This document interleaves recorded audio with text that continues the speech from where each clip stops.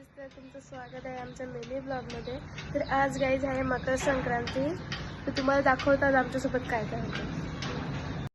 तर गाईज आमच्या मम्मीने मनवायला घेतलेलं तिलगुल सगळं सामान काढून ठेवलेला. आणि यो बघा आमचा बाबू गाईज कसा उडवतो यो बाई, डेंजर.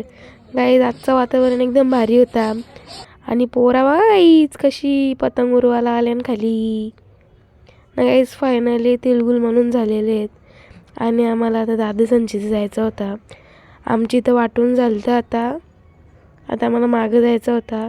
आणि मी आता रेडी झालेली आहे. रेडी पण एक कातोरी दिसता. आणि आता आम्ही चाललेलो आहे, सगळी अख्खी गँगच चाललेलो आम्ही पिशव्या घेऊन. आणि आम्ही साहिल दादा संचिता आलो पहिला तिलगुल घेऊन. नंतर आजा दादा संचिता गेलो बघा गौरांश. काय बोला, कोण आहे तो? तो उठले कोण आहे बोला? कोण आहे तो? कितू किट्टू कितू कितू. त्यानंतर गेलो नैतिक दादा संचित.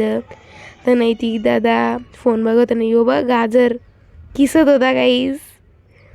आणि नंतर आम्ही गेलो दहेश दादा संचित. नंतर सगळ्यांच्या पाया बिया पडलो, तिलगुल दिलं.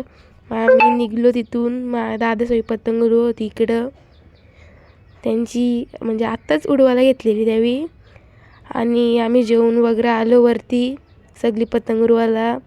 आणि आमची पतंग ही कुठे गेली? अरे दिसली ही बघा गाईज, जाम वरती गेली ती. आणि गाईज इथे कोणच कापायला कोणच नव्हतं. आणि तिकडे एक होती, तिकडे आमची पतंगच जाऊ नाही शकत. असा झालता आमचा. आणि सनसेट एकदम चुम्मेश्वरी होता गाईज.